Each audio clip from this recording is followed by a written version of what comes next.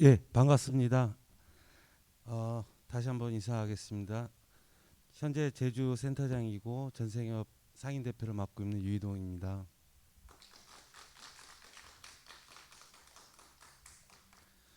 제가 지금 발표할 내용은 방금 전에 사무처장님께서 말씀하셨듯이 지금 17개의 광역 지자체 단체에서 운영하고 있는 센터 협의회나 네트워크에서 각 현장에 있는 목소리들을 저희가 다 모아서 지역적인 것은 생략하고 공통화되고 공유했으면 좋을 만한 내용들을 추려가지고 최소화하였습니다. 그럼에도 불구하고 많은 문제들이 나왔고요.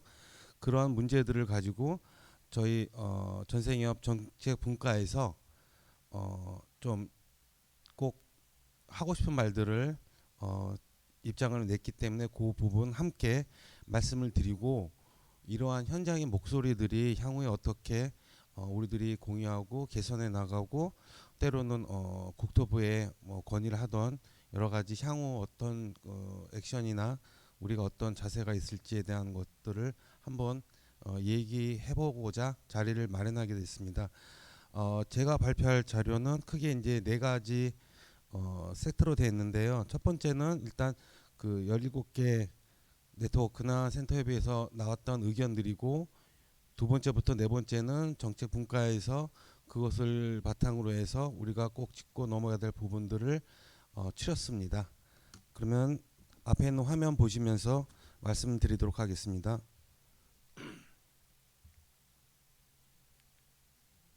예, 첫 번째는 도시재생 정책 기조 변화 등에 따른 도시재생 현장의 이슈들입니다. 예, 지난 6월 17일 그리고 7월 27일 국토부에서는 도시재생 국가지원사항 구조 조정을 알려서 공문을 시행하였고요. 또한 새 정부 도시재생의 추진 방안을 발표하였습니다. 굉장히 현장에서는 슬로잉과 새로운 변화에 대해서 갑작스러운 분위기에서 좀 갈팡질팡한 분위기였고요. 이 내용을 가지고 각 현장에서는 그럼 앞으로 어떻게 진행될 건가에 대한 고민들, 그리고 현장에서 지금까지 어떤 뉴딜 도시재생의 문제점들을 함께 얘기 나눴고 거기에 대한 부분을 계속 말씀드리도록 하겠습니다. 예, 도시재생 뉴딜 사업 추진 시 현장의 어떤 현안 및 개선 요구 사항들입니다. 일단 지역의 특색을 반영하지 못하고 공모 및 가이드라인 맞춘 사업으로 한계가 있습니다.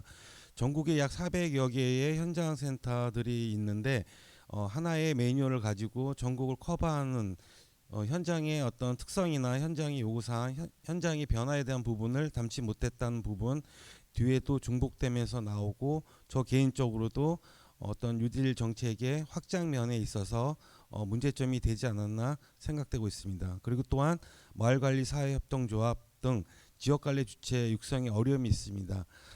제 개인적인 소견으로는 아이러니하게 도시의 세태화가 많이 진행된 데서 저희가 어떤 계획을 마련하기 때문에 사실 안을 들여다보면 도시의 공동화가 이루어지면서 남아있는 주민들은 고령화돼 있고 지역의 문제를 해결할 수 있는 젊은 인구들은 이미 그 공동화된 현장에 남아있지 않는 등 여러 가지 육성의 어려움이 있다는 지점, 제가 보기에는 많은 지역에서 이러한 어려움이 있지 않나 생각이 됩니다.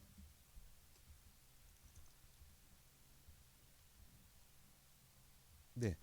그리고 도시재생 전문 인력 양성을 위한 지원 육성 제도는 도시 아카데미나 여러 가지 뭐 준비된 것이 있으나 좀 더 심화되거나 좀 더 그 현장의 그 격차들을 어울릴 수 있는 여러 가지 요구 사항들이 많이 있었습니다. 또한 중간 지원 조직으로서 도시재생 지원센터의 어떤 위상이라든지 책임이라든지 어떤 역할에 대해서 어, 개선하고 우리가 모두가 함께 그 역할에 대해서 한번 정립할 필요가 있다고 의견이 나왔습니다. 그래서 주로 이제 막말로는 우리가 행정의 어떤 앞장을 서서 뒤치다거리하는 데가 아니냐라는 볼멘 소리도 있는가 하면 어디서는 우리가 행정과 전문가 사이에서 정확한 어떤 포지셔닝을 모르겠다는 부분도 있었고요.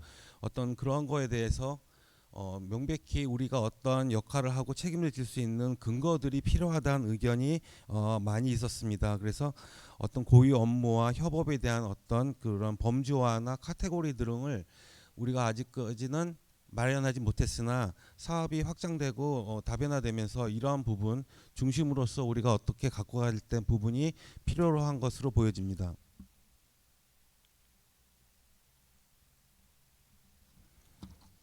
네, 지자체의 도시재생사업 사후 관리에 대한 관심과 대책 마련이 절실하다고 지금 대부분의 진행된 현장에서는 나오는 얘기인데요. 저 개인적으로는 현재로서 지금 현 시점에서 가장 중요한 문제가 되지 않나 생각합니다. 어, 진행되었건 완료되었건 현장에서 그 사업이 어떤 것이 잘 됐고 어떤 것이 모자라고 어떤 것들이 부족했고 어떤 것을 수정 보완해야 된다는 여러 가지 문제점들이 있음에도 불구하고 사업 종료란 이유만으로 다시 들여다보지 않는 그리고 치우쳐 버리는 그런 문제들이 지금 발생할 수밖에 없는 상황이라 이 문제는 향후 토론 때 좀 많이 거론이 되기를 개인적으로 생각하고 있습니다.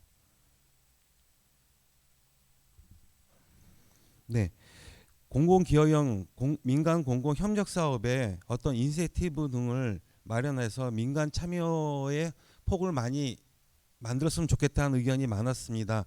이런 부분은 저희가 뉴딜 도시 재생에서는 주민 공동체를 기반으로 한 사업이 맞는데 뭐 일본이라든지 외국의 사례 같은 경우에는 마을 기업이라든지 일반 기업들이 참여하는 여러 가지 성격이 나옵니다.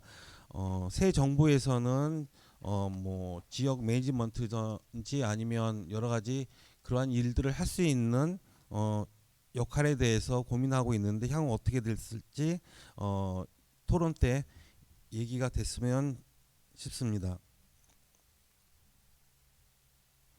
예, 지금부터는 도시재생 구조조정 및 새 정부 도시재생 정책 발표 이후에 지자체의 반응입니다. 근데 지자체들도 6월 1일 민선 8기가 선거 후에 이제 새롭게 되면서 그 이전에 시장님들이나 군수님들이 표방했던 정책과 6월 달을 지나면서 새로운 민선 8기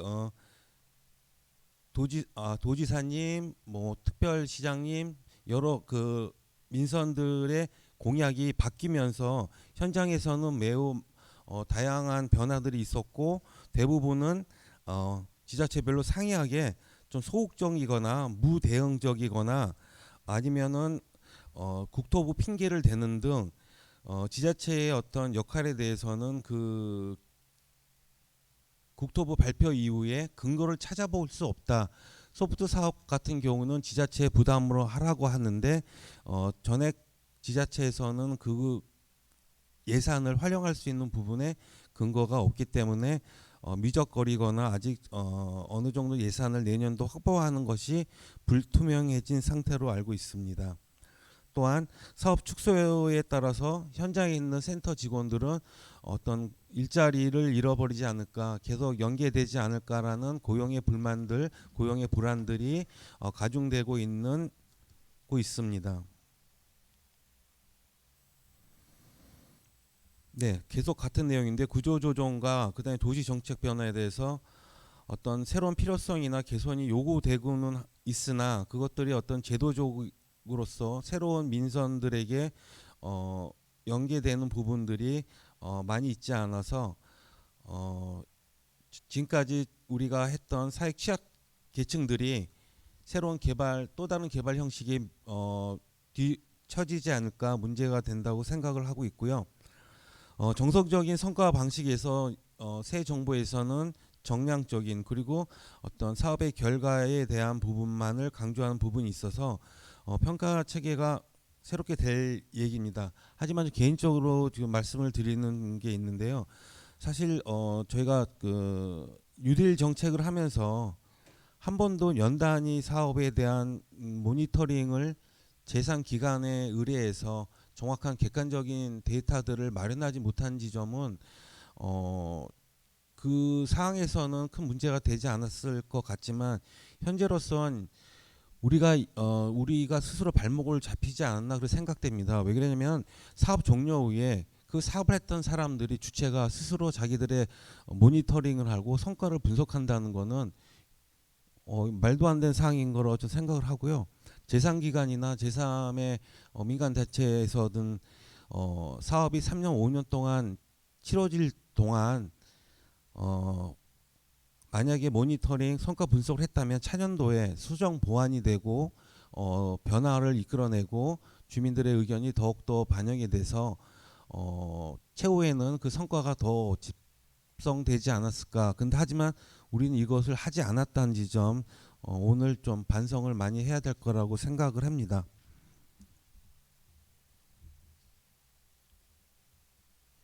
네, 사후관리 등 중앙정부 정책 부재 속에서 지자체 책임이 강조되고 있는데요. 이런 부분은 현재 그 새 정부에서는 사업을 축소시키고 집중과 선택을 하면서 지자체에게 그 역량을 어, 넘겨줬다고 말은 하나 지자체에서는 그것으로서 그 말을 받아들여서 지자체 정책을 연결하기는 아직 그런 근거나 여러 가지 제도적으로 마련된 것이 없어서 혼란을 하고 있습니다. 제가 우스갯소리로 경남 네트워크 때 가서 이제는 각자 도생이 아닌가요라고 말을 했는데 정말 국토부의 좀 광만한 그런 정책들이 현장에서의 어떤 불만과 불안을 가중시키고 그것을 중재할 수 있는 지자체 역량은 아직 없어 보이는 지점에서 매우 많은 문제들이 있지 않을까 그렇게 생각을 하고 있습니다. 네, 요 2장부터는 앞서 말한 거는 저희가 그 17개 그 광역에서 네트워킹이든 협의체에서 말한 많은 얘기들이 있었으나 지역적으로 그 편중된 거는 과감하게 생략을 하고 공통적으로 많이 나오는 우선순위로 꼭 공유하고 싶은 내용을 말씀드렸고요. 지금은 이제 제가 발표할 거는 이제 전생의 정책 분과에서 그럼에도 불구하고 우리가 이러한 지점은 잘했고 이러한 지점은 수정해야 되고 이런 지점은 향후 논의를 해서 어떤 도시재생에서 또 다른 변화를 이룰 수 있는 그러한 내용들을 보내주셨습니다. 거기에 대해서 제가 발표하겠습니다. 일단 도시재생의 성과에 대한 부분에서 많은 분들이 알고 있겠지만 이 도시재생을 이렇게 버튼업 방식으로 많은 예산을 반영해서 대규모로 시행한 나라는 저도 찾아본 결과 우리나라밖에 없는 것 같습니다. 어쨌든 첫 술에 배부를 수는 없으나 이런 도시재생과 관련해서 버튼다운의 사업들을 주민들과 함께했다는 지점은 일단 그것을 해왔다는 것으로 충분히 성과가 있고 주민들과 전문가 중간 지원 기구 여러 어떤 다양한 개체들이 모여서 그 도시를 활력을 넣으려고 노력한 지점은 상당히 크다고 생각합니다. 그래서 여러 가지 SOC나 일거리 창출 기반, 뭐 거버넌스 등 여러 가지 성과들이 있었습니다.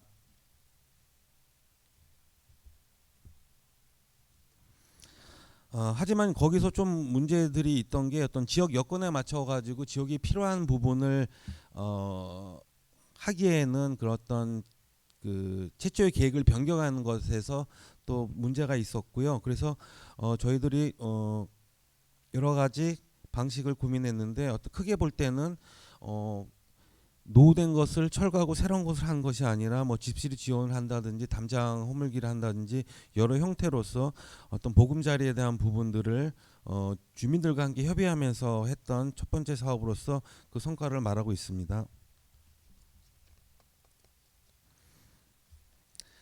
예, 좀 아쉬운 부분들인데요. 도시 재생을 이제 뉴딜 도시 재생을 하면서 아쉬웠던 지점은 아까 나왔던 내용과 상충되는데요. 중앙정부 특히 이제 국토부의 재정이 내려온 것에 대해서 반대급부적으로 지자체가 일단은 사업을 확보하고 보자 뭐 이런 방식으로 어, 하게 됩니다. 그래서 전국에 한 400여 개의 그 현장들이 지자체가 좀 더 고민하고 현장의 어떤 그런 온도라든지 현장의 어떤 여러 가지 성격을 반영을 해서 냈기보다는 국토부 가이드라인을 맞추기에 급급해서 전국에 400여 개의 현장이 있지만 지역의 특성을 반영하고 지역의 문제를 올곧하게 담아내는 데는 좀 모자라지 않았냐, 그런 사업들이 부족하지 않았냐라는 자체 평가가 있었고요. 그리고 공동체 중심의 업무, 그다음에 기획력 부족, 그 현장 센터들의 전문성 결여가 있는데 이건 전문성 결여라기보다는 편차가 좀 많았다고 생각을 합니다. 그래서 수도권이나 여러 큰 도시 중심으로는 전문성이 두드러지게 나타난 거에 반면 정말 그 쇠퇴 지역, 소멸 지역에서의 그 도시 재생을 할 경우에는 여러 장르, 여러 카테고리의 전문가들이 함께 참여를 해야 되는데 그런 부분에서 좀 미비하지 않았냐, 그런 생각들이 많았다는 걸로 생각이 되고요. 그리고 현장 지원 체계가 어떤 그 형식이나 그 굳건함 체계를 갖춰야 에도 불구하고 어디는 행정직영, 어디는 산하기관 위탁, 어디는 민간 위탁 등 여러 가지 형태에 의해서 장단점들이 발생을 하는데 장점들이 발생하더라도 그것이 전파되거나 그런 것은 없었습니다. 그래서 이런 부분들은 향후에 이런 운영 형태에 따른 장단점 내지는 여러 가지 형태에 따른 것들은 분명 개인적으로는 아카이빙이 돼야 향후에 많은 그런 시행착오를 줄일 수 있지 않나, 그런 생각을 하고 있습니다. 예, 특히 이제 이 도시 재생이라는 게 어떤 뭐 그 건설국이라고 할까요? 그 지자체 한 국 소유에서 하는 것이 아니라 하다 보면 문화국이라든지 관광국이라든지 뭐 복지라든지 여성이라든지 여러 가지 다른 장르의 그 부처 사업이 연계되는데 아직도 그 어떤 칸막이 행정이라든지 여러 가지 그런 문제들로 인해서 저희 도시재생 사업이 그 현장에서 좀 이렇게 많이 전파되거나 쉽게 접근할 수 있는 부분이 사전에 좀 많이 닫혀있던 것들이 문제였다고 말하고 있습니다. 예, 또한 그 저도 이 부분이 중요한데요. 도시재생 전문 인력 양상도 중요하고 그다음에 그 인재들을 어떻게 활용할 건가, 그리고 장기적인 비전과 전략, 그리고 지역별로는 중장기 어떤 로드맵을 구성을 하여서 단순히 이것이 어떤 국토부의 선언적인 정책 사업으로서 끝나고 차기 정부에서는 단절됐다는 그런 내용으로 받아들이시기에는 좀 아쉬움이 많이 남습니다. 그래서 가능하다면 지자체의 이러한 그 도시 재생의 파급, 도시 재생으로 인한 새로운 활력소로 인해서 요구되는 문제들 다양하게 살펴볼 수 있는 그 도시의 문제들을 이끌어내면서 그것이 연계되고 계속 지속 가능하게 만들 수 있는 것들이 필요하지 않나 그렇게 생각합니다. 하지만 아직 저희가 이제 국토부의 매뉴얼만 따르기에는 그런 사업 방안 관리단이나 매뉴얼들은 없습니다. 그렇기 때문에 사후 관리라든지 향후에 마중물 사업을 확산시키고 제가 말한 여러 가지 확장이라든지 변화라든지 연계를 위해서는 새로운 매뉴얼들과 새로운 어떤 방향들을 준비하시고 고민하셔야 되지 않나 생각이 듭니다. 그런 필요성을 많이 느끼는데 그런 것에 대해서 어떻게 접근을 하기가 힘들다는 의견 많았습니다. 예, 그래서 도시 재생 사업에 대한 어떤 이를 시행한 센터들과 그다음에 그런 의견들을 모아서 도시 재생 사업에 대한 성찰을 주셨습니다. 먼저는 지방자치분권 시대에 적합한 도시 재생 사업 방식 체계가 필요하다. 예, 굉장히 중요한 말이라고 생각합니다. 사실 저희가 지방자치분권이 된 지가 오래됐습니다. 그럼에도 불구하고 현재 지방자치분권은 이루어졌다기보다는 중앙의 정책 사업을 받아서 그것을 집행하는 정도의 것으로서, 그리고 지방비 확보가 힘들고 지방분권을 하기 위해서는 여러 가지 걸림돌과 상위법의 충돌이라는 문제가 있다는 핑계 아닌 핑계로 광역이라든지 지자체에서는 사업 지자체의 독창적인 사업들은 아직 볼 수가 없습니다. 하지만 이번 기회로 만약에 이런 전국이 한번 훑고 지나간 도시 재생 사업이 지방자치분권 시대에서 새롭게 아까 제가 말한 어떤 그 현장에 맞는 그리고 각자 도생으로 할 수 있는 성격 것들이 어디까지 있는지 한번 주민들과 함께 지자체의 어떤 거버넌스를 더 확대하는 등 여러 가지 방법이 시급해 보인다고 말씀을 주셨습니다.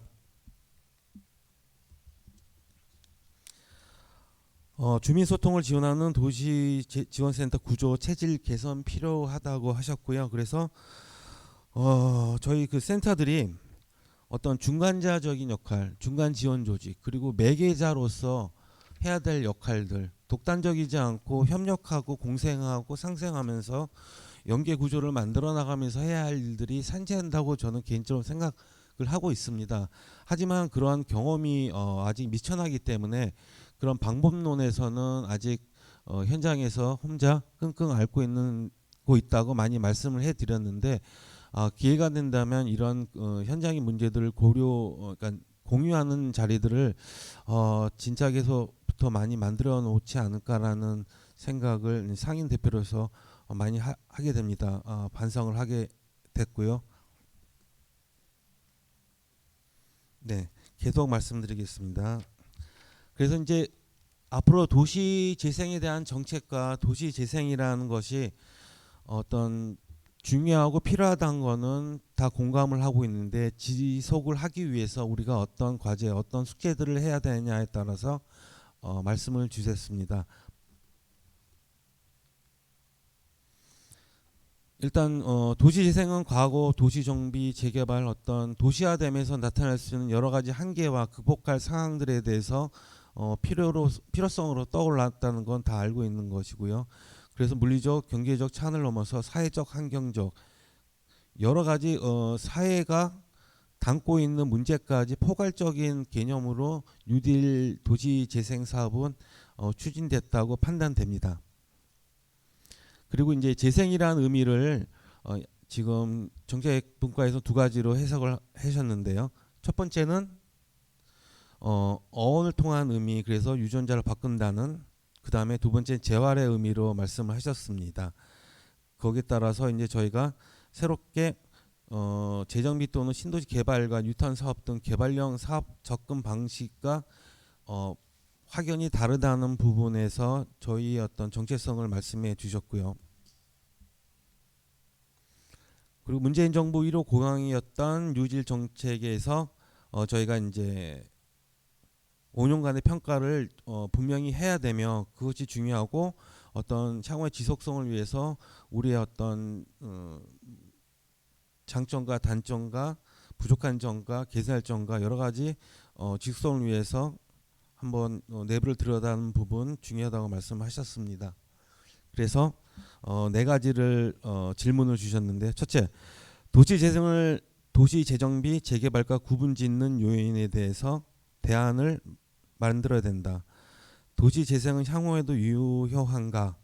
도시 재생은 지속 가능한가에 대한 부분을 질문 주셨고요. 세 번째, 도시 재생이 지금까지 이룩한 성과는 무엇인가? 많은 어떤 잘잘못들이 얘기하고 있는데 정말 우리가 성과라는 것은 사업을 치렀다, 물량을 확보하거나 물량을 처리했다가 문제가 아니라 주민들과 어떠한 것들이 그 현장에 남아서 향후 어떤 미래의 비전이라든지 미래 가치를 위해서 나타낼 수 있는 성과까지 말하는 것 같습니다. 궁극적인 목적은 뭐였는지 다시 한번 물어보셨고요. 네 번째, 그럼에도 불구하고 여전히 필요한 것은 많고 지난 뉴딜 사업이 가져다주는 교훈이 무엇인가, 왜 이것이 필요한 것에 대해서 네 가지 답을 찾아야지만 포스트 도시 재생의 방향성을 만들 수 있다는 제안을 해주셨습니다. 개인적으로는 이 네 가지는 제가 생각하는 것과는 약간 방향이 다르나 정책분과에서 많은 고민을 했기 때문에 여러분도 한번 같이 고민을 해주시면 좋을 것 같습니다. 예, 도시재생지원센터로서의 우리들의 자세는 과연 어떠했는지에 대해서 우리가 과연 변화에 잘 선도하고 주민들을 설득하고 공유하고 함께하는 것을 우리가 했는지, 끊임없이 우리의 역할은 유효한 건지에 대해서 물어보아야만 한다고 하셨고요. 특정 시기 특정 정권이 바뀔 때마다 어떤 그런 용어나 그 일종의 헌터들이라고 하죠. 그런 사업만 하는 우리들이 아니었냐 반문해보고, 정말 진정성이 있고 그런 태도들을 우리가 겸비하고 있는지 정책 분과에서 한번 되새겨보자고 제안을 주셨습니다. 네, 사장 마지막으로서 이제 도시재생지원센터 역할에 대해서 말씀해 주셨는데요. 중간지원 조직으로서 기본 역할은 이제 지자체와 어떤 파트너십을 하냐, 사업 보완의 관계를 가져야 되고 뭐 등등이 있는데 또 민간 민공 네트워킹 여러 가지 연계에 대해서 말씀을 하셨고요. 그다음에 핵심 역할은 주민 역량 강화, 주민을 주인으로 보는 일, 요구와 제안, 시책 정책화 시키고 적시적소에 지원을 할 수 있고 사업의 경계를 넘어서야 한다고 마무리를 해주셨습니다. 네, 여기까지 제가 정책분과와 17개 광역자치단체 그 도시지원센터의 어떤 네트워킹이나 센터협의회에서 나왔던 내용들을 쭉 열거했고요. 이러한 내용을 가지고 향후 거침없는 토론회를 기대하고 있습니다. 마치기 전에 제가 이제 개인적인 말씀을 드리면, 제가 뭐 상인 대표로서 말씀드리는 게 아니라 저 개인적인 경험에 의존해서 한번 한마디 말씀드리겠습니다.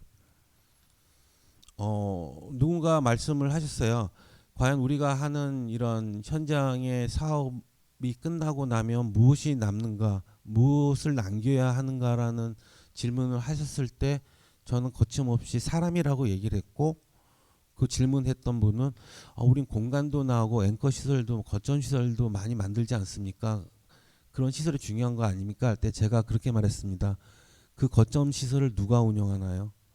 그 거점 시설을 누가 운영하고 누가 이용하고 향후 누가 그것들을 또 새롭게 변화를 갖고 갑니까? 거점 시설을 살아있게 만드는 게 누구입니까? 거점 시설을 지속 가능하게 만드는 게 누구입니까? 무엇입니까? 예산입니까? 예산 100억, 1000억씩 때려놓으면 거점 시설이 변화하고 지속 가능해집니까? 전 그게 아니라고 생각합니다. 주민들이고 현장에 있는 사람들입니다라고 말씀드렸습니다. 저 개인적으로는 도시계획이나 도시공학을 전공하지 않았습니다. 저 전공은 커뮤니티 아트였습니다. 공동체 문화 예술을 기반으로 하는 일들을 해왔고, 그러한 정책에 맞춰서 문광부 정책 사업도 했습니다. 2000년 중반에 유사한 사업을 했었고요. 결국엔 제가 생각한 거는 예산도 시설도 물리적인 것도 아니라 거기에 살아있는 주민들과의 함께하는 것, 주민들이 해야지만 우리가 성공할 수 없는 지점에서는 이 도시 재생에서도 우리가 그런 주민 공동체나 어떤 많이 그 없어진 우리 공동체 의식들이 있어야지 도시 재생이 그들이 스스로 자력으로 스스로 힘을 받아서 운영할 때까지만 저희들이 필요하지 않은가, 그렇게 생각을 합니다. 예, 제 말씀 이걸로 좀 마치고요. 마지막으로는 정선 이용규 센터장님이 꼭 이 말은 넣어달라고 그래가지고 마지막에 넣었어요. 예. 도시 재생을 통해 지역은 변하고 있으며 그 변화를 우리는 함께하고 있습니다라고 정선 센터장이 안 계시네요. 꼭 넣어달라고 하는데 굉장히 의미 있는 것 같습니다. 고생들 많이 하셨고요. 많이 지쳤을 텐데 다시 한번 오늘 이 자리가 화이팅 되는 자리가 됐으면 좋겠습니다. 감사합니다.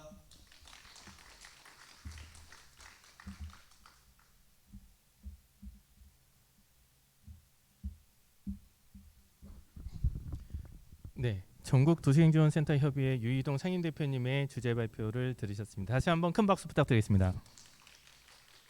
예, 토론을 준비하면서 잠깐 제가 안내 말씀드리겠습니다. 그 위로 테이블 세팅 좀만 부탁드리겠습니다. 네, 앞서서 저희 그 상임 대표님께서 발표하셨던 내용은 저희 전국 도시행지원센터 협의회 정책분과 위원장님 맡고 계신 그 정선의 이용규 센터장님과 그리고 전국 센터의 실무자분들을 모아서 의견을 취합하는 과정을 거쳐서 도출해낸 내용들입니다.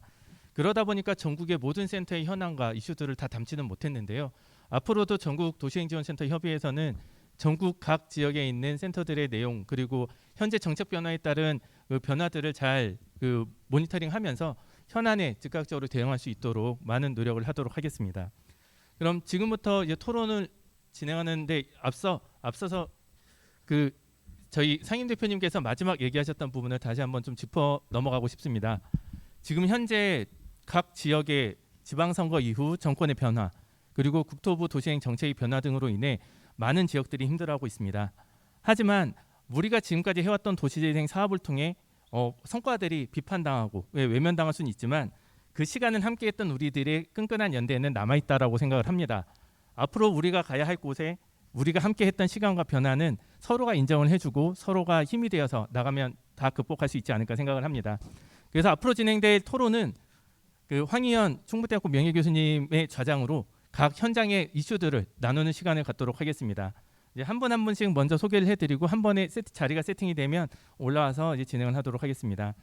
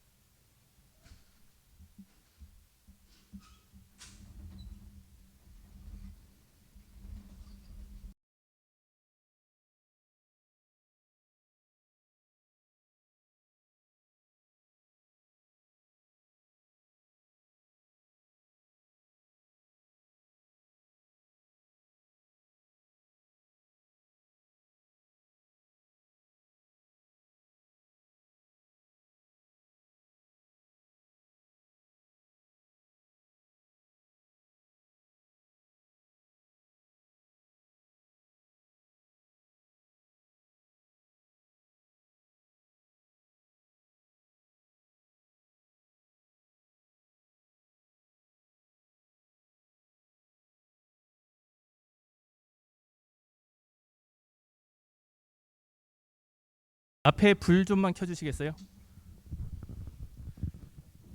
임명호 팀장님 앞에 불 좀만 부탁드릴게요.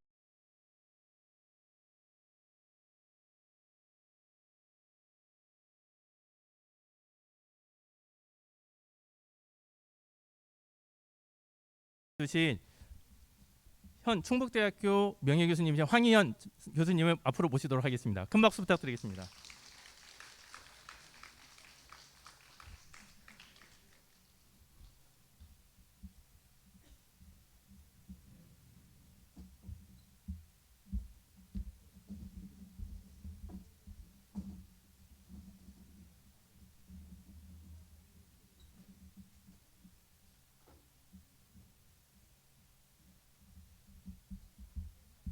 네, 그럼 오늘 토론을 맡아주실 분들을 소개해드리도록 하겠습니다. 네, 먼저 서울특별시 도시행지원센터장 백혜영 센터장님을 모시도록 하겠습니다. 앞으로 부탁드리겠습니다. 큰 박수 부탁드립니다. 네, 다음으로 현재 고양시 도시재생에 대한 이슈들이 좀 많죠. 그래서 그 고양시 관련된 현안들을 오늘 같이 얘기해 주시러 오셨습니다. 고양시 원당 현장지원센터장을 맡고 계신 박재영 센터장님 앞으로 모시겠습니다.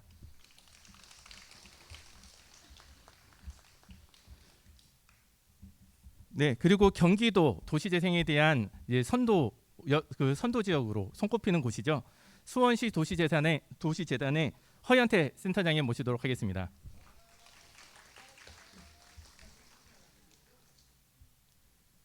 네, 그럼 여기부터는 저희 황희영 교수님께 마이크를 넘기고 진행을 하도록 하겠습니다.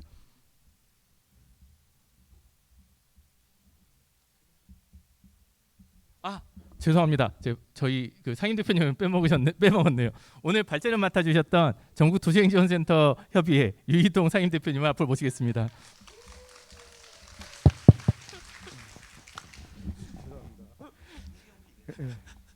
상임 대표님 제일 인기가 좋네요. 예, 반갑습니다. 조금 전에 소개받은 충북대 황희안입니다. 사실 뭐 절 아는 사람도 있겠지만 저도 그 센터장 출신입니다. 그 창원 도시재생 지원센터를 이제 국가 모델 사업으로 이렇게 만들어서 3년 반 동안 센터장을 했고, 그 후에 청주 도시재생 지원센터, 세종 도시재생 지원센터를 제가 조금 앞장서서 설립을 했습니다. 그래서 저도 우리 전국 도시재생 지원센터 협의회 OB로 그렇게 생각을 하고 있습니다. 지금 원래 그 3시 반에서 4시 반까지 토론하는 걸로 되어 있는데 이미 4시 18분, 12분 남았는데 그 시작은 늦게 하더라도 끝내는 시간을 맞춰달라는 얘기를 예, 그래도 한 30분 정도 정도로 좀, 원래 1시간이지만 30분 정도로 줄여서 하도록 노력을 해보겠습니다. 어떻게 보면은 이제 그동안 우리 도시재생지원센터가 매우 빠른 속도로 이렇게 확장이 돼 왔습니다. 그래서 지금 500개가 넘은 걸로 알고 있는데 조금 쉬어가라고 아마 새 정부가 조금은 좀 새로운 여러 가지 정책을 지금 제시하고 있는 것 같습니다. 항상 그 위기는 또 기회를 동반한다고, 이런 기회에 오히려 센터의 운영을 한번 뒤돌아보고 정말 내실 있는 그런 도시지원센터로 발돋움하는 그런 기회가 됐으면 좋겠습니다. 조금 전에 그 우리 협의회장, 상임회장님께서 좀 설문조사한 결과를 발표를 했는데 뭐 여러 가지 좋은 얘기들이 많이 나왔는데, 일단 간략하게 8개를 제가 추려서 좀 소개를 드리고 그리고 바로 토론을 하도록 하겠습니다. 그동안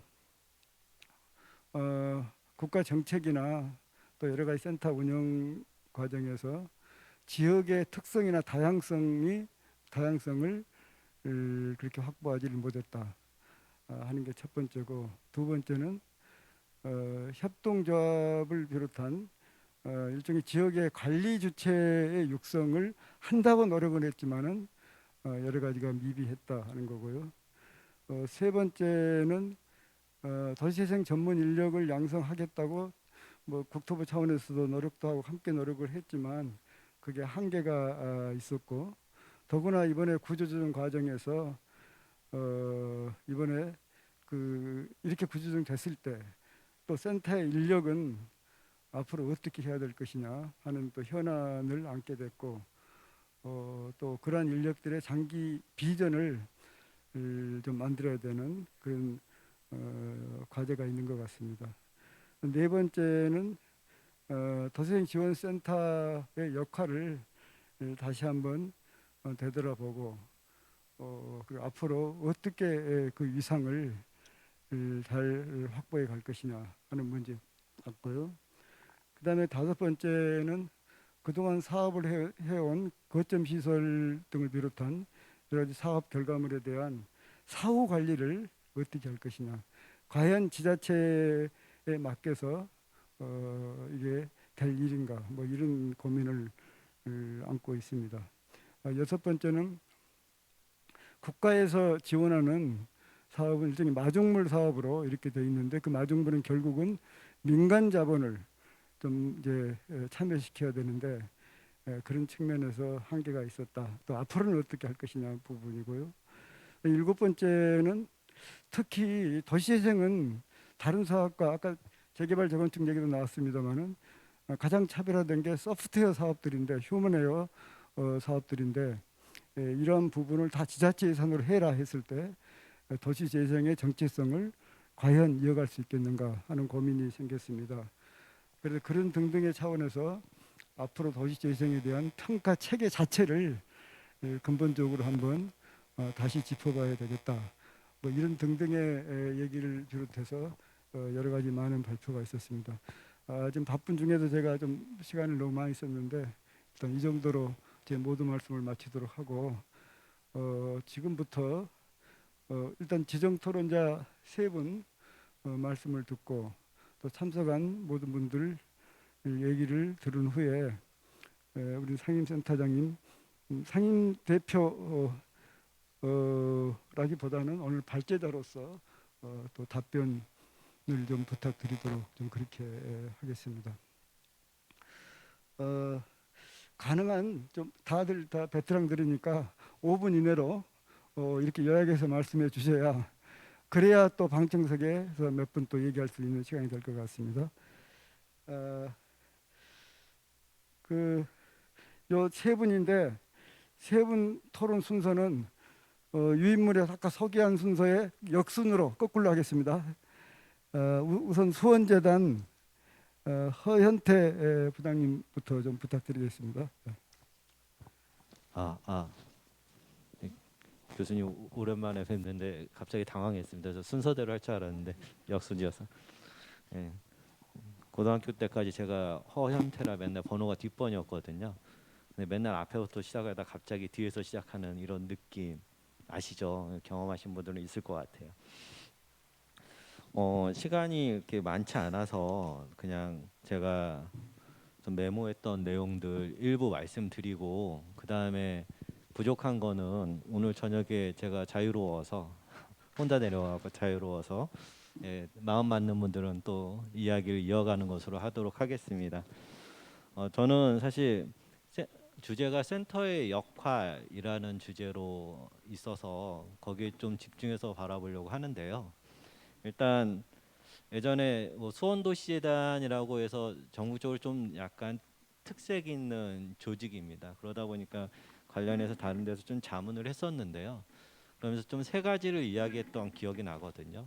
그때 3가지 이야기했던 게 독립성, 지속성, 전문성의 차원에서 좀 센터를 또는 중간 지원 조직을 바라봤으면 좋겠다라는 생각을 했고, 도시행 뉴딜 사업이 본격적으로 추진되고 여건이 안 돼서 현장 지원 센터나 또는 시 지원 센터, 그러니까 기초 센터들을 행정 직영형으로 운영하는 건 좋지만은 나중에 중간 지원 조직의 어떤 성격을 규정할 때 문제가 있을 것이다라는 이야기를 초기에 했었거든요.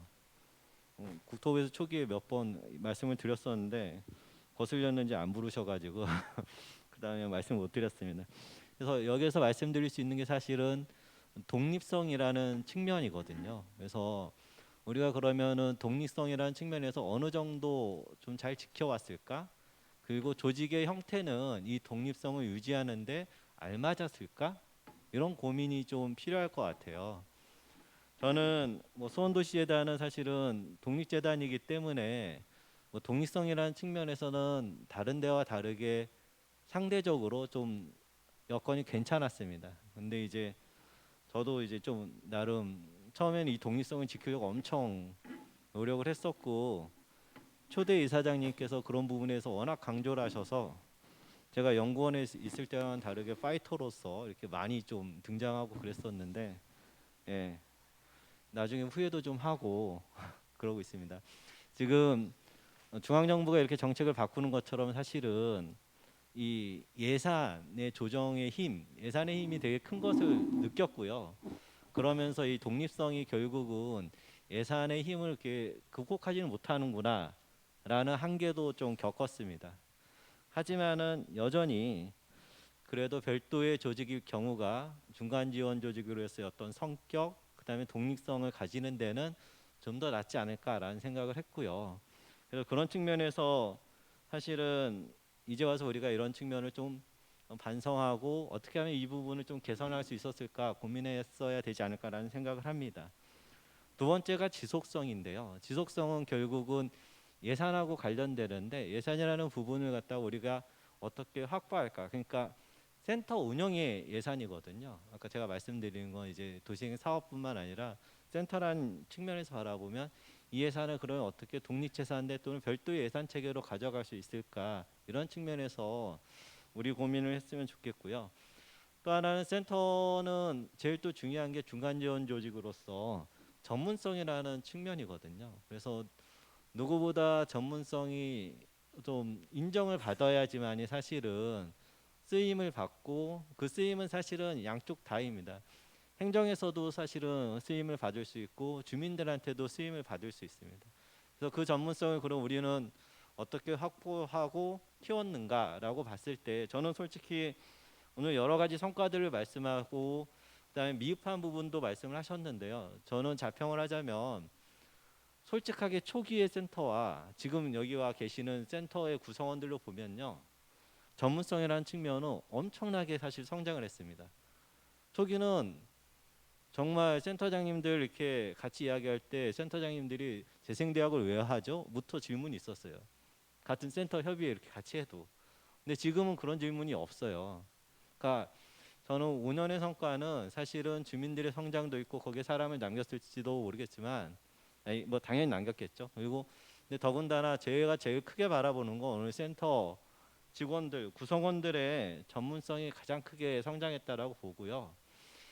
이 성장한 거를 지금 다시 지역에서 쓸 수 있는 기회가 있다라고 봅니다. 지금 분명히 국토부가 마중물 사업에서 예산을 쓰지 말라고 그랬지 그거를 하지 말라고 그런 게 아니거든요. 거기에 자율이라는 표현이 왜 자율이라고 썼을까? 그리고 그 자율에는 그걸 한다라고 하면은 당연히 인정하고 더 쳐줄 거라고 보거든요. 결국 소프트웨어 그다음에 현장 지원 스텝 운영은 조건, 필수 조건을 달지 않았지만 할 때 더 가점이 있고 더 좋은 평가를 받지 않을까 이렇게 생각하기 때문에 결국은 살짝 흔들어졌지 크게 달라진 건 없다라고 저는 개인적으로 생각합니다. 이상입니다.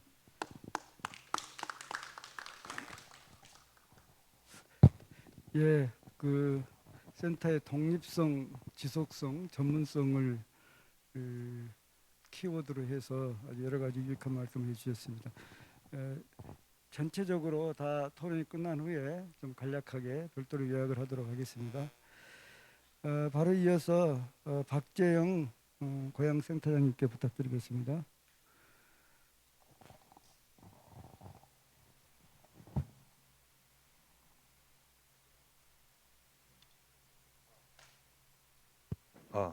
나오네요. 네, 안녕하세요. 저 방금 소개받은 고양시 원당 도시재생 현장지원센터장 박재영이라고 합니다.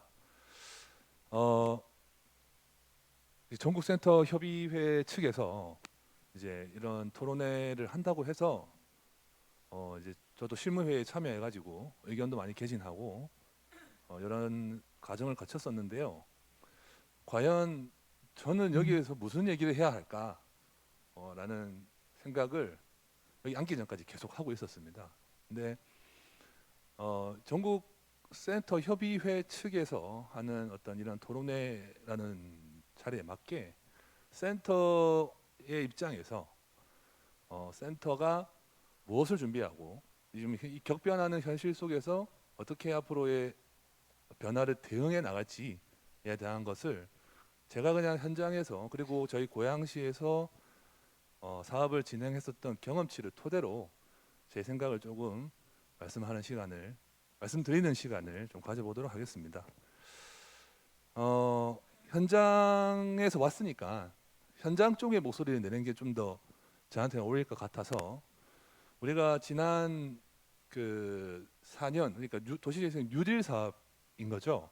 도시재생 사업은 노무현 정부 때 R&D를 시작해서 이명박 정부에 들어가서 어떤 구체적인 설계에 들어갔고, 그다음에 이제 박근혜 정부에 들어가서 이제 박근혜 정부에서 도장을 찍은 도시재생특별법이 문재인 정부에서 뉴딜이라는 이름으로 전국으로 확산되었습니다. 이 사업은 절대 어떤 한쪽의 이데올로기에 치우쳐져 있는 사업이 아니라는 것을 4개의 정부가 이제 거치면서 그런 모습을 보여주고 있었죠. 근데 이게 이제 뉴딜이라는 이름으로 어떤 막대한 예산을 통해 전국에 확산되는 과정 속에서 약간 이제 뭔가 좋지 않은 프레임이 씌워진 것 같은 것은 사실입니다. 저희 지금 고양시가 상당히 그런 부분에서 파도에 휘말리고 있는 상황이긴 한데 그런 부분은 저희가 나중에 제가 뭐 뒤에 얘기를 하고 일단은 절대 도시재생 사업은 이데올로기적인 사업이 아니다. 그리고 어떤 한쪽의 정파에 무게가 있는 사업은 아니다라는 말씀을 조금 드리고 싶고 현재 이제 도시재생 종합정보 체계에 보면 534곳 그러니까 혁신지구, 예비사업, 인정사업 합해서 534곳의 사업지가 있고 그다음에 400여 개의 어떤 현장 중간 지원 조직이 활발하게 사업을 추진하고 있죠. 현장 같은 경우는 어떤 주민 지금까지는 뭐 어떤 대민 업무 그러니까 주민 참여와 어떤 동료 이런 것들의 확산을 위한 대민 업무에서부터 사업 컨설팅 그다음에 어떤 콘텐츠 기획 및 실행 근데 또 현장 모니터링 갈등 관리 그다음에 거버넌스 관리 그다음에 주민 역량 강화뿐만 아니라 자체 역량 강화도 시행했었어야 됐습니다. 그리고 보조금 사업 실행 뭐 심지어는 용역도 감독관 맡아서 용역 관리도 했어야 됐고요.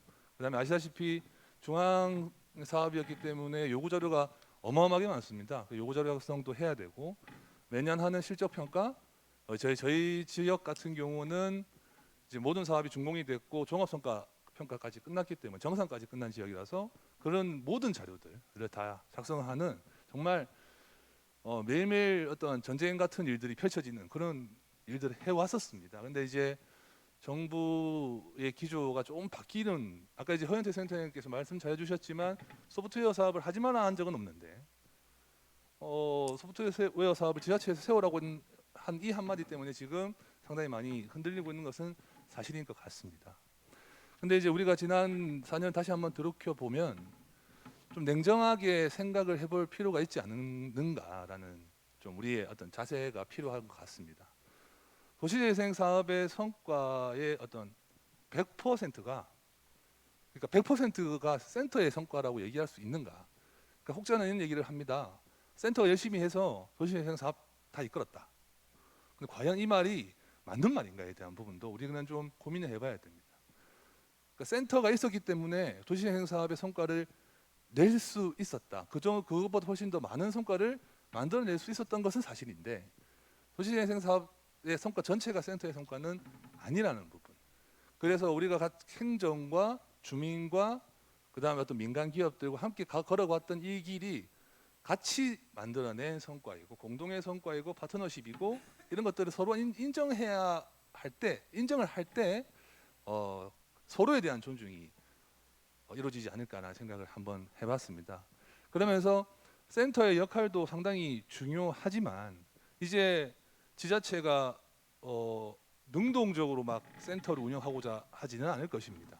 본인들의 어떤 환경과 그 다음에 정치적 상황에 맞춰서 센터를 운영할지 안 할지에 대한 판단을 할 것인데 여기에서 필요한 것은 센터가 반드시 운영되어야 할 명분을 현장에서 좀 만들어낼 필요가 있다라는 것입니다. 그러니까 현장지원센터든 기초의 어떤 센터든 이 사업을 하는 데 있어서 그다음에 또 지자체가 이끌어가는 공약 사업을 실행하는 데 있어 가지고 반드시 센터가 필요하다는 명분을 스스로 검증해내야 된다라는 것입니다. 누가 우리의 자리를 보존해주지 않습니다.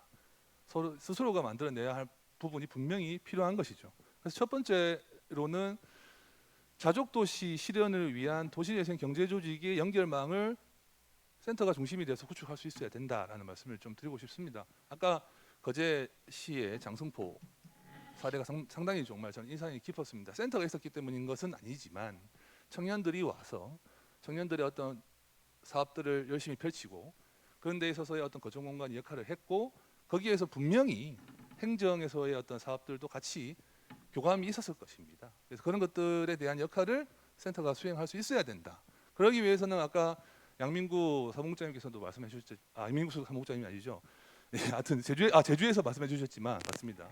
김영수 도서관 쪽에서 말씀해 주셨는데 행정을 설득하는 과정을 센터가 훨씬 더 유연하게 할 수 있을 것 같다라는 생각이 듭니다. 행정과 같이 한 시간이 많기에 전문가로서 주민만을 설득하는 것이 아니라 행정의 어떤 그 행정 체계를 어떻게 좀 바꿔야 이런 민간과의 어떤 협업을 유연하게 가져갈 수 있을지에 대한 부분을 설득하는 역할을 반드시 할 수 있을 것이라는 생각이 듭니다. 거기에서 우리의 명분을 찾아가야 된다라는 생각이 듭니다. 고양시의 경우도 지역 내 청년기업 육성을 통해서 도시재생사업과 협업하고 있습니다. 그리고 거점공간 운영의 한 축도 담당하고 있는 청년기업들이 있습니다.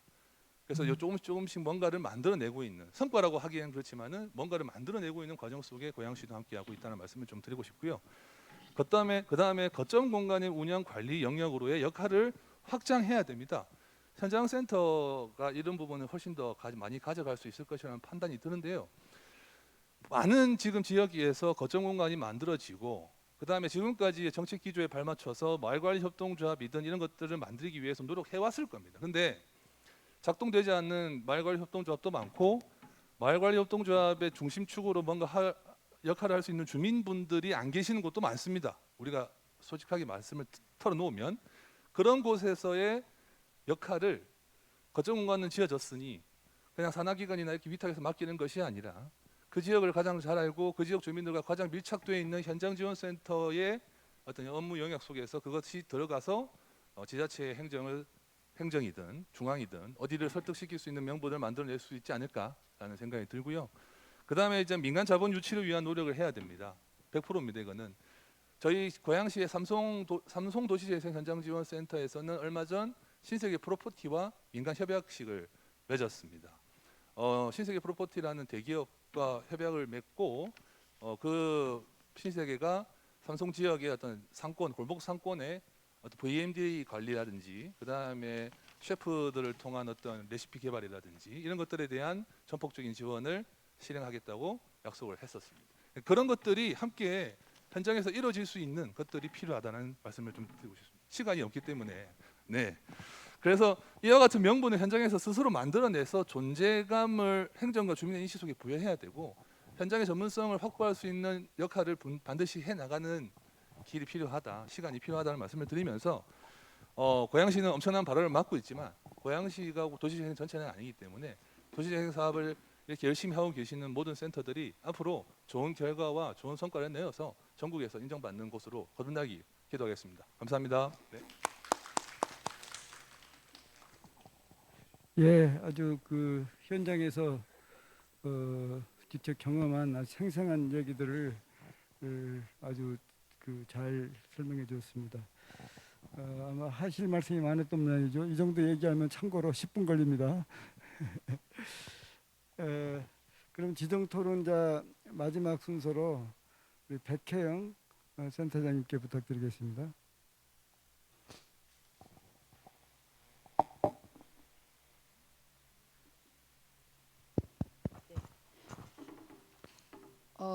반갑습니다. 서울센터장 백혜영입니다. 발제를 하신 유희동 센터장님 애쓰셨고요. 내용이 너무 많아서 무엇을 중심으로 토론을 할까, 저도 역시 굉장히 잘 안 잡히고 고민은 많은데 비해서 구체적으로 뭔가 지금 화두가 잘 안 잡히는 상황이지요. 여기에 참여하신 모든 현장 센터장님 혹은 코디네이터님, 전문가들이 모두 그러한 상황이라고 생각이 됩니다. 그러니까 그런 시간을 지나고 있는 것이죠.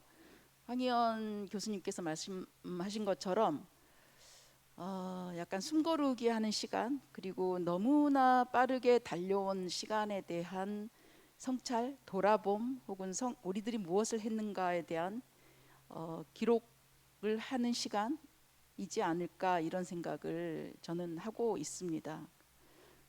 그럼에도 되게 당혹스럽죠. 저는 도시재생 사업이 정권이 바뀌고 지자체장이 달라지면서 뒤집어질 정책이 아니다라는 확신을 좀 갖고 있었어요. 그러니까 약간 믿었던가 봅니다. 왜 그러냐면 법률이 있었기 때문에 약간 그것을 믿었던 것이죠.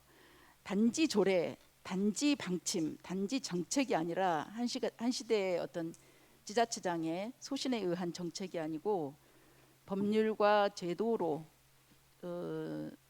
탄탄하게 뒷받침되는 정책이었기 때문에 약간 굉장히 믿었던 것 같아요.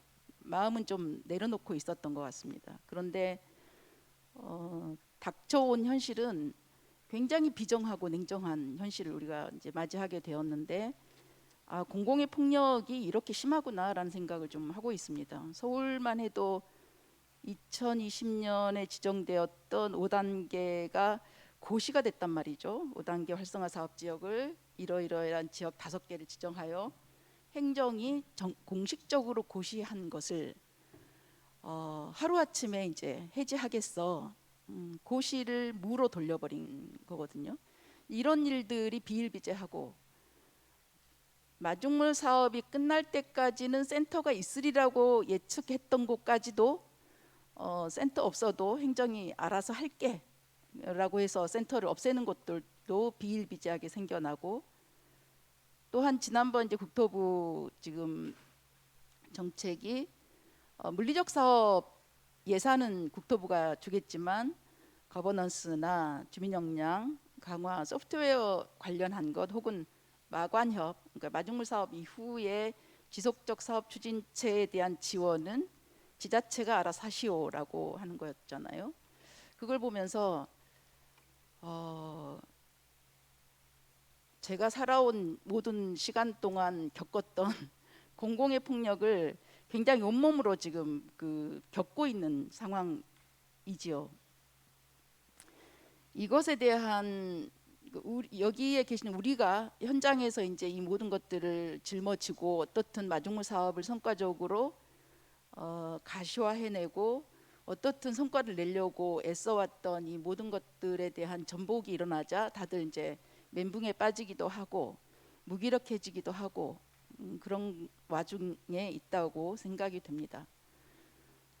그런데 한편으로는 도시재생법 혹은 도시재생 사업이 실은 세상에 없는 정책이죠. 세계 어느 나라에도 없는 정책. 아까 우리 유희동 센터장님 말씀하셨지만 없는 정책. 그래서 서울시가 2017년인가 리콰뉴 도시상을 받게 되었는데, 제가 서울역 일대에 있으면서 수많은 이제 해외에서 오신 연구자들, 도시계획 분야 교수들에게 도시재생 사업을 소개했을 때 굉장히 놀라워했죠. 너네는 이런 것도 가능하니? 그러니까 뭐냐면 주민의 역량을 강화하고 지역 자원을 활용하여 물리적, 환경적, 경제적, 또 사회적 재생까지 활성화한다는 게 국가 정책으로 이게 된단 말이야. 이런 굉장히 의아하고 놀라움을 표시했었죠. 된다라는 확신을 가지고 자랑스럽게 얘기했는데, 지금은 이제 우리가 약간 빙하기를 맞고 있긴 하지만 도시재생에 담았던 가치와 철학이 너무 이상적이기도 하죠. 그런데 처음에 저는 되게 도시재생법에 설계된 도시재생 정책이 너무 이상적이다라는 생각을 했고, 왜 이렇게 이상적인 것을 담았을까 했는데, 요즘에 저는 이런 생각해요. 이상이 없는 현실은 되게 그러니까 허망하죠. 이상이 없는 현실은 되게 허망하고, 현실이 없는 이상은 되게 허망하죠. 그러니까 이 상태로서 법은 잘 담았다. 그리고 그 와중에 우리는 그 배를 타고 왔다. 그런데 재생법이 생긴 이후 선도 사업은 2014년부터 시작했으니까 약 7, 8년의 시간을 우리가 굉장히 최선을 다해서 달려온 시간에 대해서 이제는 성과, 무엇을 했는가에 대한 차분차분한 기록, 그 다음에 부족분에 대한 제도와 정책에서 보완해야 될 것은 무엇이었고에 대한 것에 대한 차분한 연구, 성과 기록들이 되어야 되는 시간들을 우리가 겪고 있는 거 아닌가라는 생각을 해봅니다. 역시나 행정은 민관의 파트너십이랄까, 거버넌스가 잘 이게 이제 숙성되어 가고 굉장히 이상적인 거버넌스에 의한 도시재생 사업이 되리라는 생각을 했지만, 갈수록 초기에 순수했던 가치와 철학이 이제 점점 퇴색되어 가고 민간과의 파트너십은 온데간데 사라지고 자꾸 이제 용역사 취급하듯이 그렇게 되어 가고 있는 것인데요. 다시 이제 돌려야겠죠. 제가 볼 때는 다시 돌린다기보다는 지난 시간에 대한 차분한 기록과 성과를 중심으로 다시 정부가 말하는 2세대가 아니라 우리가 말하는 2세대 도시재생에 대한 설계를 해 가야 된다고 생각하고요. 공공에 너무 떠밀려 온 것 같기도 합니다. 공공에 너무 쓰이고 왔고 도시재생 사업이 이렇게 전복될 때 사실은 우리를 보호해주는 사람이 없었죠. 왜 그럴까 생각해 보니까 도시재생 사업의 수혜자가 없어요. 그 정도로 도시재생 사업은 공공성이 강하고 공기와도 같아서 수혜는 모두가 보는 것이죠. 예를 들어 복지나 뭐 자활이나 뭐 이런 것처럼 구체적 수혜자가 있으면 구체적 수혜자가 정부 정책이 뒤집어질 때마다 혹은 예산이 삭감될 때마다 목소리를 낼 수가 있어요. 그런데 도시재생 사업에 구체적 수혜자가 없다 보니까 센터를 보호해줄 혹은 사업을 보호해줄 도시재생 정책 이렇게 가면 안 된다라는 목소리를 내줄 그 무엇인가의 목소리가 나올 수 있는 어떤 그 창구랄까 집합체가 좀 없다라는 현실을 좀 알게 된 것 같고요. 아무튼 중언부언합니다만 지금 이 시간은 우리가 서울에서도 마중물 사업 이후에 그렇게 많이 비판받았던 창신숭인에서도 굉장히 바람직한 변화가 일어나고 있어요. 그러니까 공공의 마중물 사업했으면 그 위에 민간이 들어오기 시작합니다. 그러면서 이제 시간이 지나면서 조금씩 변화가 되기 시작해요. 근데 그것을 행정은 모르고 있는 거 속았죠. 마중물 사업의 성과가 뭐야? 집행률이 얼마야? 이것만 가지고 성과를 얘기했죠. 그런데 우리가 본 도시재생 사업지는 수많은 시행착오를 겪어가면서도 많은 성과들, 많은 이야기들, 많은 미담들을 남기고 있다. 그것이 도시재생 사업의 역사로 그대로 남을 것이다라는 좀 자찬을 해보면서요. 성과를 기록하자. 그다음에 연구를 많이 하자. 그리고 우리가 지내왔던 시간에 대한 기록을 좀 하고 차분히 다음 페이지에 도시재생 사업이 잘 진행될 수 있도록 하는 시간을 좀 차분히 가졌으면 좋겠다라는 좀 제안을 드리면서 제 말은 마치겠습니다. 감사합니다. 그래서 창신숭이 지구 거기에 다시 재개발해 달라고 요청을 해가지고 그걸 허용하는 쪽으로 이렇게 결정된 걸로 알고 있었는데 현재 상황이 어떤 거예요? 방금 얘기 들어보니까 조금 다른 뉘앙스가 있었어요. 민간 아까 그 장승포 그 청년들처럼 민간 창의적인 민간의 굉장히 크리에이티브한 그 친구들 팀이 들어와서 언덕부터 시작해서 새로운 바람이 불어가고 있고 그 언론을 통해서는 재개발을 원한다라고 하지만 그 창송에 직접 들어가 보면 재개발 원하는 주민 별로 많지 않습니다. 외지 투자자들 중심으로는 아래쪽은 좀 그 니즈가 있고요. 거기에 계시는 원 주민들은 재개발에 이제 속지 않는다라는 생각을 하고 있고 차분차분히 변화하고 있는 이 변화에 대해서 굉장히 긍정적으로 생각하고 있는 것들이 그 눈에 띄게 좀 드러나고 있고요. 그다음에 민간 자원들이 많이 들어오고 있다. 그다음에 사회주택이니 뭐 예술적인 그룹이나 혹은 카페나 골목 상권을 활성화시킬 수 있는 그 자원들이 많이 들어오고 있어서 이제 새바람이 불어오고 있는 중입니다. 네. 그러면 지금 현재 그 재개발 사업이 이렇게 진행되거나 이러지는 않은 상태네요. 제가 일부러 이렇게 좀 여쭤본 것은 그 1,000억 원 가까이 그가 재생 사업비가 이렇게 투자가 됐는데 이곳을 다 무시하고 밀어버리고 새로 재개발을 하겠다. 이게 워낙 언론에 크게 보도가 돼서 특히 우리 재생에 관심 있는 또 재생 아마 활동가 여러분들 입장에서는 엄청난 충격으로 와 닿았을 것 같거든요. 그런데 지금 얘기를 들어보니까 지금 그런 상황이라 그러면은 어떻게 보면은 이제 저도 재생에 관심 있는 사람 중에 한 사람으로서 엄청나게 다행스럽게 생각이 되네요. 그래서 이 부분은 좀 서울시 센터를 중심으로 해서 조금 좀 홍보를 좀 할 필요 있을 거예요. 알릴 필요가 있을 것 같아요. 그래서 이 바쁜 시간에 제가 시간을 좀 썼습니다. 역시 우리 백 센터장님이 좀 큰 시각에서 아주 여러 가지 의미 있는 말씀을 해주신 것 같습니다. 마지막 주자로 제가 잘 선정한 것 같습니다. 시간이 좀 가긴 했지만 그래도 참 이 자리가 어떻게 보면은 참 비상회의 같은 성격을 가진 이제 이런 자리이기도 하니까 좀 시간을 써서라도 더 토론을 좀 하도록 하겠습니다. 그 소속을 좀 밝히고 말씀을 부탁드리겠습니다. 소속과 성함. 얘기 말씀하실 분 손을 드시죠.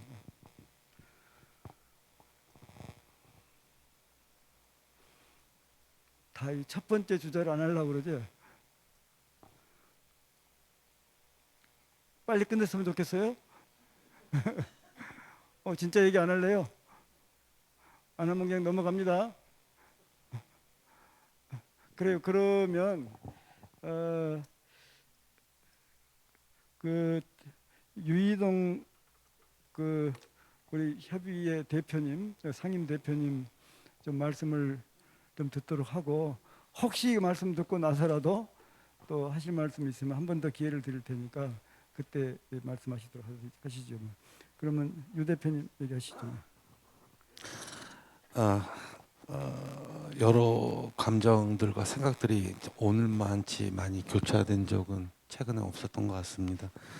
일단 백 센터장님의 빙하기 발언은 제가 반대하겠습니다. 빙하기가 아니라 전반 끝. 전반 끝. 후반 있어. 1쿼터 끝. 도시재생이 일단은 숨고르기를 하고 중간 점검하는 때가 아닐까 그렇게 자의를 해보지만 왜 이런 말씀을 드리냐면 제가 갑자기 커밍아웃을 해야 되는데 전국에 벽화가 그렇게 많이 생겨나게 한 장본인이 저거든요. 2000년 중반에 저희가 공공미술 추진위원회를 만들어서 3년간 전국에 한 40여 군데 벽화를 그렸습니다. 맨 마지막에 제가 그렇게 얘기했어요. 더 이상 공공적 시각폭력을 만들지 말자. 쓰레기를 만들지 말자. 과정으로서의 결과 없는 공공 영역에서 커뮤니티를 강조하자라고 세미나하고 아카이빙북을 만들었는데 노무현 정권 때 만들었던 이유만으로 이명박 정권 때 있는 아카이빙 그대로 두고 집으로 갔습니다. 저는 제 후배들한테 더 이상 맨 땅에 헤딩하는 방법을 가르쳐 주고 싶지 않았어요. 우리가 시행착오하고 우리가 잘못된 거를 너희는 수순을 밟지 말라라는 준비를 했는데 전 정권 사업이라고 모든 것을 이어받기를 거부했지만 제 컴퓨터에 있는 모든 양식은 이명박 정권에서 추진한 마을 미술 사업에 자료를 써서 향후 박근혜 정권까지 10년간 전국에 벽화를 계속 그렸습니다. 제가 왜 이런 말씀을 드리냐면 오늘 우리가 정신 차리고 해야 될 것 중에 하나가 지금까지 우리들이 잘한 것, 잘못한 것을 제대로 아카이빙하고 후배들한테 꼭 그 진실을 알려야 될 의무가 있다, 책임이 있다는 말씀을 드립니다. 결코 빙하기 끝날 때까지 기다리는 게 아니라 후반전 준비해야 되고 오늘도 지금 도시 재생이 아니라 도시 뭐라고 재창 네 어떤 말로든 도시가 있는 이상 도시 재생의 관점에서 모든 일들은 일어난다고 생각합니다. 그래서 제가 말씀드리고 싶은 거는 아까 우리가 잘해서가 아니라 우리가 성과가 아니라 주민들의 성과라는 것처럼 마지막으로 저희 그 어떤 도시 재생이 그분들의 어떤 자생으로 이어지기를 우리는 꼭 할 책임이 있다는 말씀드리고요. 여러 가지 힘든 점 공유하면서 앞으로 후반전을 위해서 함께 노력하기를 말씀드리고 싶습니다.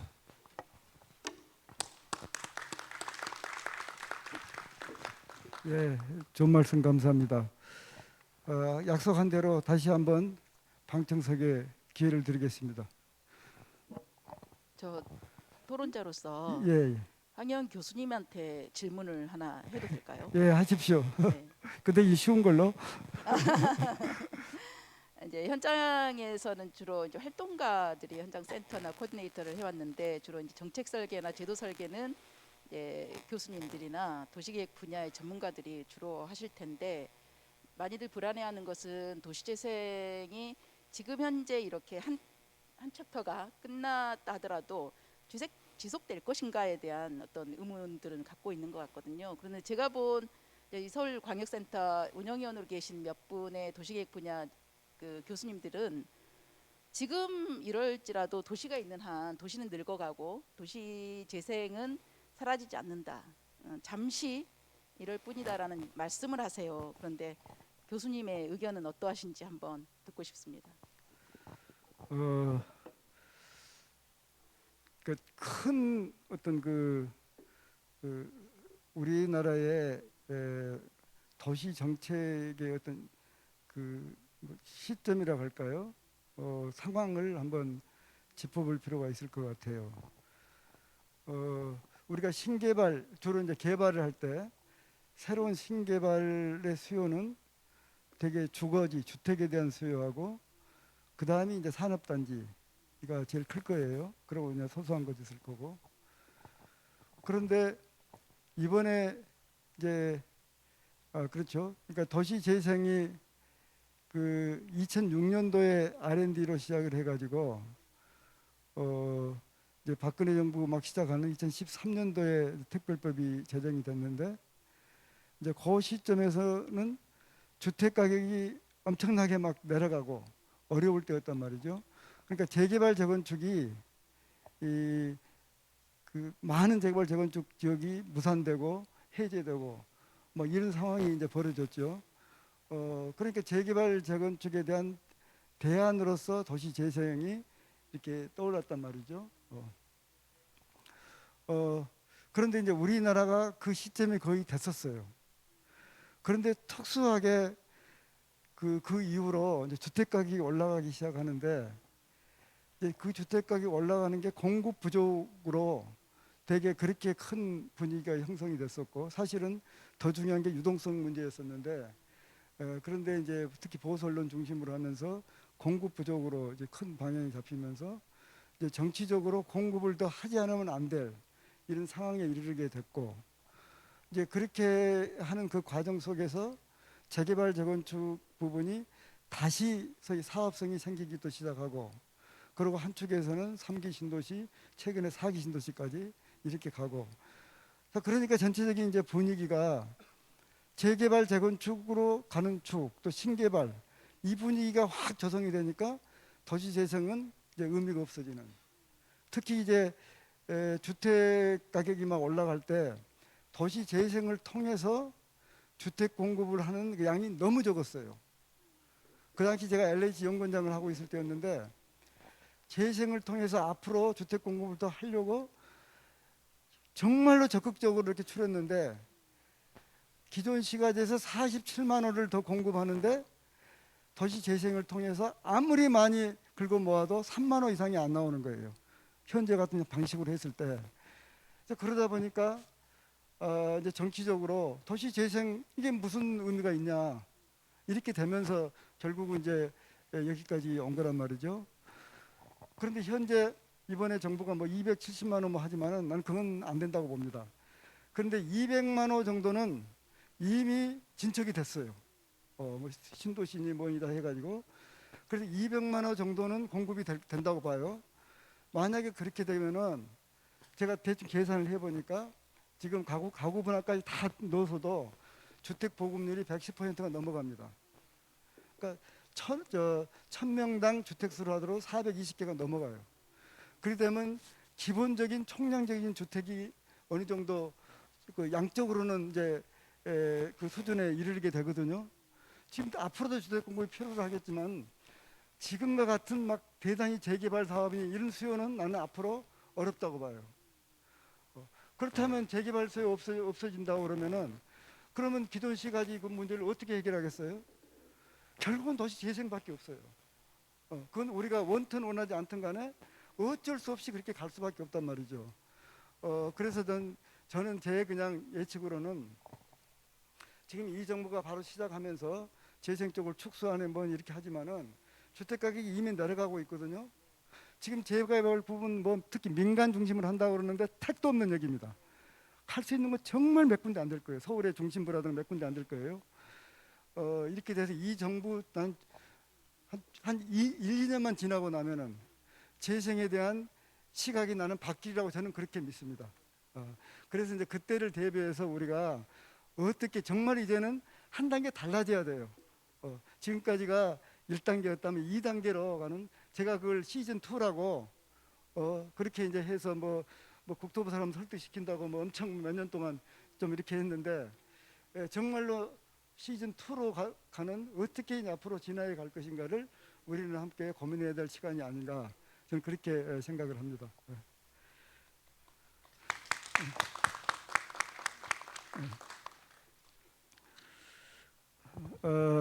그러면 어떻게 더 말씀 없으면 이제 정리를 하도록 할까요? 여러 가지 좋은 말씀이 많이 나왔는데, 우선 나온 얘기 간략하게 좀 정리를 하면은, 우선 첫째는 센터의 어떤 독립성 문제에 대해서 고민을 해보자. 정말 독립성이 필요한 건가? 또 독립을 한다는 게 어떤 수준의 독립을 우리는 염두에 두고 있는가를 한번 고민을 좀 해보도록 하고, 그리고 독립성을 우리가 추구했을 때 지속 가능하기 위해서는 예산 확보를 어떻게 할 것인가, 또 전문성을 어떻게 우리가 향상시킬 것이냐, 이런 고민을 함께 좀 해보자 하는 말씀이 있었고요. 두 번째는 그동안에 우리 센터가 해왔던 역할, 성과 부분을 우리 센터 입장에서는 우리가 중심이 돼서 모든 걸 했다고, 많은 걸 했다고 하지만은 일반 주민들이라든가 행정이라든가 정부에서 봤을 때 정말 인정할 수 있는, 정말 이건 센터가 없었으면 할 수 없었던 일들이다 하는 걸 분명하게 좀 객관적으로 좀 이제 이걸 좀 입증할 수 있는 이런 그 센터의 성과에 대해서 우리가 한번 깊게 분석하고 정리를 좀 해볼 필요가 있겠다. 뭐 그런 차원에서 좀 객관적 지표도 좀 개발하고 또 생생한 사례도 좀 정리할 필요가 있겠다. 또 그러면서 센터를 계속 운영을 해야 될 명분을 확실하게 좀 만들어 가자, 이 말씀이 있었습니다. 그다음에 세 번째는 이 센터를 넘어서 그동안 도시 재생의 성과를 한번 좀 우리가 리뷰를 해서 정말 성과로서 우리가 인정할 수 있는 것들을 잘 정리 기록을 하고, 그걸 토대로 해서 더 발전된 형태의 제도를 마련하는데 우리 센터 구성원들이 어떤 역할을 할 필요가 있겠다. 언뜻 보기에는 뭐 재생 거의 뭐 했냐라고 하는데, 조금 전에 창신 숭이지구 얘기도 했었지만은, 그리고 아까 그 이용규 센터장님 얘기도 있었지만은, 실제 내부로 들어가면 도시 재생을 통해서 많은 변화가 곳곳에서 일어나고 있는 이러한 그 상황들을 우리가 생생하게 잘 정리를 해서 센터와 또 도시 재생의 의미를 좀 확실하게 부각시킬 필요가 있겠다. 이런 여러 가지 좋은 말씀이 있었습니다. 사실 그 도시재생법, 아까 법을 어떻게 이런 좋은 법을 만들었냐라고 얘기를 하셨는데, 사실 법을 만들기 위해서 8년 동안 R&D 작업을 했습니다. 국가 도시재생 R&D. 처음에는 1,120억 원 R&D 예산을, 그러다가 이명박 정부 들어오면서 675억 원으로 줄어들어가지고 결국은 675억 원을 썼는데, R&D로. 그것도 크죠. R&D로 소프트웨어 중심의 이런 정책 사업을 그렇게 해서 이제 그걸 토대로 해서 이제 법을 만들었고, 마침 제가 이제 법 만든 그거 좀 책임을 맡아서 제가 일핵심 과제 책임이었었는데, 그렇게 해서 그 당시 나름대로 정말로 많은 사람들이 참여해서 그렇게 만들었던 법입니다. 그리고 이제 그 법에 대해서 또 이 정치권에서 적극적으로 호응을 해가지고 실제로 각 당들이 서로 앞을 다퉈서 법안을 내가지고 4개 법안이 동시 그 일주일 사이에 도시재생법 법안이 접수가 돼가지고 4개 법안을 통합 심의를 해서 그리고 제가 이제 민간인 대표로 국회 들어가 가지고 최종 이제 완성을 했는데 아무튼 그런 다른 어떤 법보다도 그런 연구와 그런 많은 참여와 노력을 바탕으로 해서 만든 법이다 이렇게 말씀을 드릴 수 있을 것 같고요. 이제 그렇다는 얘기는 도시재생이 시대적으로 필요성을 정치권까지 다 인정을 했기 때문에 그렇게 가능했다. 그랬더니 지금도 도시재생은 적어도 우리 사회에서는 시대적 명제다 이렇게 믿고 있습니다. 그래서 지금 현재 조금 어려운 상황에 우리가 도달했는데 제가 오면서 이렇게 이제 생각을 좀 했는데요.